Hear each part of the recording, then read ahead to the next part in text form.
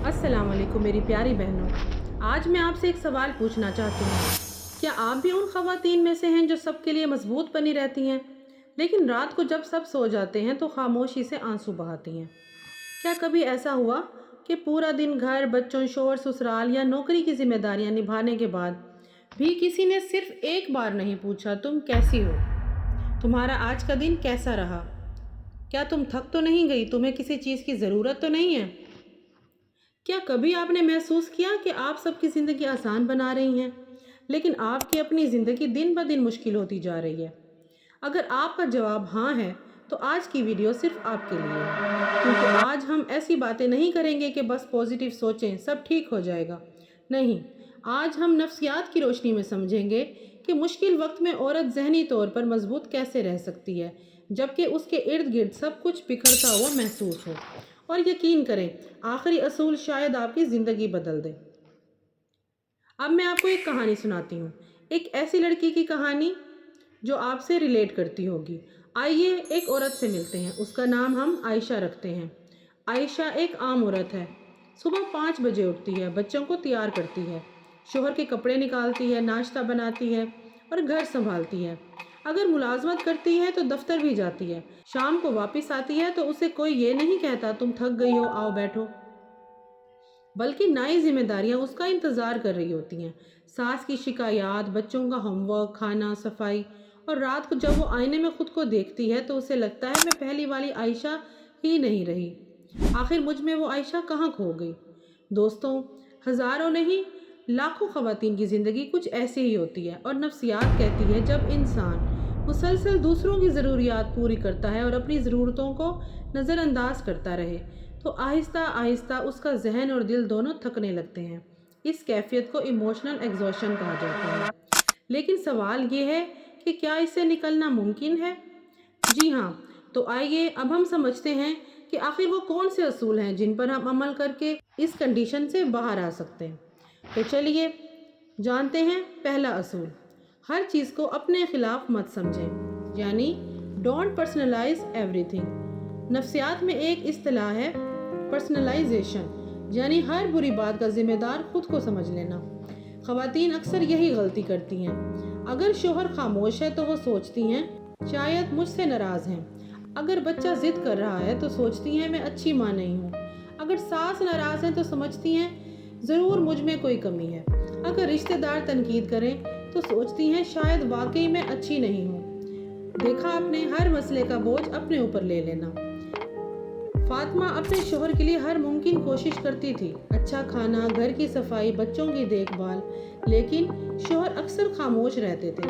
फातिमा ने सोच लिया अब वो मुझसे मोहब्बत नहीं करते। बाद में मालूम हुआ शोहर अपनी कंपनी के कर्ज और माली दबाव की वजह से शदीद जहनी परेशानी में थे। मसला फातिमा नहीं थी, लेकिन उसने महीनों खुद को कसूरवार समझकर खुद को अजियत दी। साइकोलॉजी क्या कहती है? हर इंसान का रवैया हमेशा आपकी वजह से नहीं होता।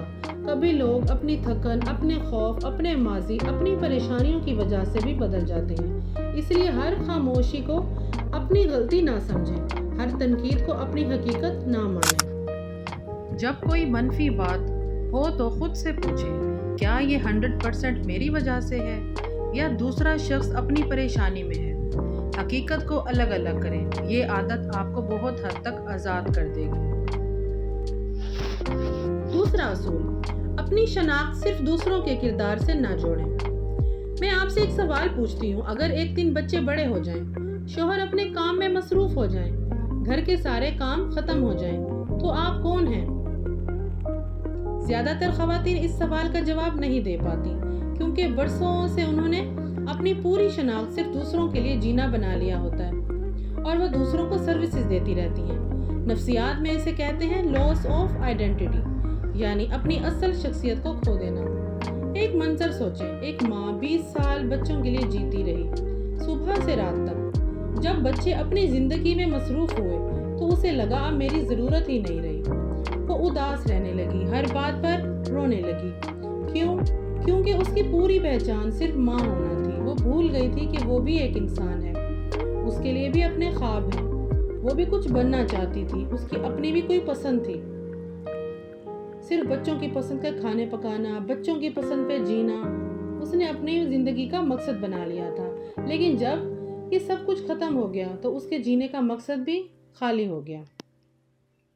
تو جو عورت اپنی خوشی کا صرف ایک ہی ذریعہ بنا لیتی ہے وہ اس کے بدلتے ہی ٹوٹ جاتی ہے، لیکن جس کے پاس اپنی شخصیت، اپنا شوق، اپنی عبادت اور اپنے سیکھنے کی عادات ہوتی ہیں اور اپنے کچھ مقاصد ہوتے ہیں، وہ زندگی کے ہر مرحلے میں خود کو دوبارہ سنبھال لیتی ہے۔ اپنے لیے روزانہ صرف 20 منٹ نکالیں، خود غرضی نہیں بلکہ ذہنی صحت کی ضرورت ہے۔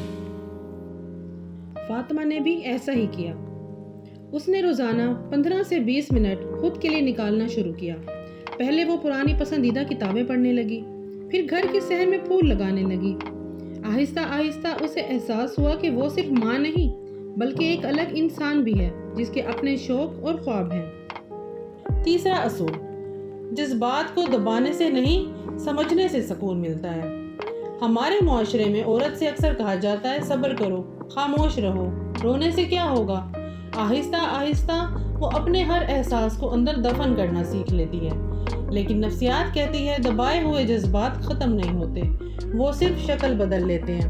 کبھی بے چینی بن جاتے ہیں، کبھی چڑچڑاپن، کبھی ہر وقت تھکن اور کبھی بغیر وجہ کے آنسو۔ اب میں آپ کو زینب کی مثال دیتی ہوں۔ زینب ہر بات برداشت کرتی رہی، شوہر کی سخت باتیں، رشتہ داروں کی تنقید، اپنی خواہشات کا ختم ہو جانا، وہ کبھی کچھ نہیں بولی۔ ایک دن صرف بچے کے دودھ گرنے پر وہ اتنا روئی کہ خود حیران رہ گئی۔ اصل وجہ دودھ نہیں تھا، اصل وجہ برسوں کے دبے ہوئے جذبات تھے۔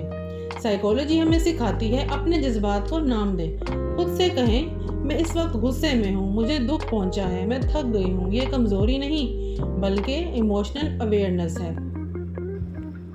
روزانہ 2 سے 3 منٹ بیٹھیں اور پوچھیں آج میں نے کیا محسوس کیا۔ جذبات کو نام دیں، کیا مجھے غصہ آ رہا ہے، میں اداس ہوں، میں تھک گئی ہوں۔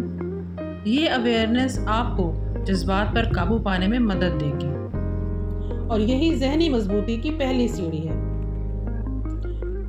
چوتھا اصول، ہر مشکل وقت مستقل نہیں ہوتا۔ جب عورت مسلسل مسائل میں رہتی ہے تو اسے لگتا ہے بس اب پوری زندگی ایسی ہی رہے گی۔ یہ دماغ کا ایک فطری رجحان ہے، کیونکہ ہمارا دماغ خطرے کو زیادہ یاد رکھتا ہے، اسی لیے مشکل وقت ہمیشہ حقیقت سے زیادہ لمبا محسوس ہوتا ہے۔ اپنی زندگی یاد کریں، کبھی کوئی ایسا وقت بھی آیا ہوگا جب آپ نے سوچا تھا اب میں کبھی نہیں سنبھل سکوں گی، لیکن آج آپ وہ وقت گزار چکی ہیں۔ کتنے دکھ، کتنی جدائیاں، کتنی آزمائشیں سب وقت کے ساتھ پیچھے رہ گئیں۔ یہی زندگی ہے، کوئی موسم ہمیشہ نہیں رہتا۔ اسلام ہمیں کیا سکھاتا ہے؟ اسلام بھی یہی سکھاتا ہے کہ آزمائش زندگی کا حصہ ہے۔ اللہ تعالیٰ فرماتے ہیں بے شک مشکل کے ساتھ آسانی ہے۔ یہ نہیں فرمایا کہ مشکل کے بعد آسانی ہے، بلکہ مشکل کے ساتھ، یعنی جب آپ آزمائش سے گزر رہی ہوتی ہیں اسی دوران اللہ تعالیٰ آپ کے اندر وہ طاقت بھی پیدا کر رہے ہوتے ہیں جس کا شاید آپ کو خود بھی اندازہ نہیں ہوتا۔ اگر آج آپ خود کو تھکا ہوا محسوس کر رہی ہیں، اگر آپ کو لگتا ہے کہ کوئی آپ کو نہیں سمجھتا، اگر آپ خاموشی سے ہر دن لڑ رہی ہیں، تو ایک بات ہمیشہ یاد رکھیں، آپ کمزور نہیں ہیں، آپ صرف تھکی ہوئی ہیں، اور تھکن کا علاج خود کو قصوروار ٹھہرانا نہیں بلکہ خود کو سمجھنا ہے۔ اپنے دل پر ہاتھ رکھیں اور خود سے کہیں میں بھی اہم ہوں، میری بھی ایک پہچان ہے، میری بھی کوئی ویلیو ہے، اور یہ مشکل وقت ہمیشہ نہیں رہے گا۔ ماضی میں کتنے ایسے وقت گزر چکے ہیں جن سے آپ گزر چکی ہیں۔ زندگی کے موسم بدلتے رہتے ہیں، کوئی موسم ہمیشہ نہیں رہتا۔ اس حقیقت کو یاد رکھنے سے امید باقی رہتی ہے۔ 5 وقت کی نماز پڑھیں۔ اس کے علاوہ کبھی اگر آپ کو ذہنی دباؤ محسوس ہوتا ہے تو 2 رکعت نفل پڑھ کر اللہ تعالیٰ سے دل کھول کر دعا کریں۔ کثرت سے ذکر کریں، لا حول ولا قوت الا باللہ العلی العظیم، سبحان اللہ والحمد للہ۔ قرآن پاک کی تلاوت کریں، خاص طور پر سورۃ ضحیٰ اور سورۃ الم نشرہ۔ صبر اور توکل کریں، دعا کریں، اللہم انی اعوذ بک من الہم والحزن، یا اللہ میرے غموں اور دکھوں کو دور کر۔ تھوڑا سا صدقہ دیں، یہ دل کو وسعت دیتا ہے۔ مضبوط عورت وہ نہیں ہے جو کبھی نہیں ٹوٹتی، بلکہ وہ ہے جو ٹوٹنے کے بعد اٹھ کھڑی ہوتی ہے۔ یہ دنیا عورت کو ہمیشہ سپر وومن بننے کا سبق دیتی ہے، لیکن نفسیات کہتی ہے اسٹرانگ وومن وہ نہیں جو کبھی نہ روئے، بلکہ اسٹرانگ وومن وہ ہے جو رونے کے بعد بھی دوبارہ کھڑی ہو جائے، جو مدد مانگنے سے نہ شرمائے، جو اپنی غلطیوں سے سیکھے، وہ خود پر رحم کرنا بھی جانتی ہو، اور جو ہر مشکل کے باوجود امید کا دامن نہ چھوڑے۔ اب سب سے اہم بات، مشکل وقت میں خود اعتمادی کیسے بحال رکھیں۔ نفسیات کے مطابق خود اعتمادی کوئی پیدائشی چیز نہیں، بلکہ یہ عادت ہے جو ہم روزانہ کی چھوٹی چھوٹی چیزوں سے بناتے ہیں۔ چھوٹی کامیابیوں کو سیلیبریٹ کریں۔ دن میں جو بھی چھوٹا کام کیا، بچوں کا ٹائم ٹیبل بنایا، کھانا بنایا، ایک کتاب کا صفحہ پڑھا، اپنے کام کو سراہیں، خود سے کہیں آج میں نے یہ اچھا کام کیا۔ نیگیٹو سیلف ٹاک کو تبدیل کریں۔ میں کچھ نہیں کر سکتی کے بجائے کہیں ابھی میں تھکی ہوں مگر میں پہلے بھی بہت کچھ کر چکی ہوں۔ باڈی اینڈ مائنڈ کنیکشن، روزانہ 10 منٹ چہل قدمی، گہری سانسیں یا نماز میں پوری توجہ، یہ اعتماد کو بڑھاتا ہے۔ باؤنڈریز سیٹ کریں، ہر بات پر ہاں کہنے کے بجائے کبھی نہیں بھی کہیں، یہ آپ کی قدر بناتا ہے اور اعتماد بڑھاتا ہے۔ اپنی طاقتوں کو یاد رکھیں، ہفتے میں ایک بار لکھیں میں کن 5 چیزوں میں اچھی ہوں۔ یہ لسٹ مشکل وقت میں آپ کو یاد دلائے گی کہ آپ کمزور نہیں ہیں۔ خود اعتمادی ایک رات میں نہیں آتی بلکہ روزانہ کی چھوٹی چھوٹی پریکٹسز سے بنتی ہے۔ خود اعتمادی کا مطلب بدتمیزی نہیں، بدلحاظی نہیں، بلکہ آپ نے خوش اخلاقی کے ساتھ، اعتماد کے ساتھ اپنی بات دوسروں کے سامنے رکھنی ہے۔ آج کی ویڈیو میں ہم نے 4 اصول جانے جس سے ہم اپنے ذہنی دباؤ کو کم کر سکتے ہیں۔ امید ہے آپ کو یہ ویڈیو پسند آئی ہوگی۔ اگر آپ کو یہ ویڈیو پسند آئی ہو پلیز اسے اپنی بہن، ماؤں اور اپنے فرینڈز کے ساتھ ضرور شیئر کریں جن کو اس ویڈیو کی ضرورت ہے۔ مجھے کمنٹس میں بتائیں اس میں سے کون سا مسئلہ ہے جس کو آپ فیس کر رہی ہیں۔ آپ سے ملوں گی میں نیکسٹ ویڈیو میں، جب تک کے لیے اللہ حافظ۔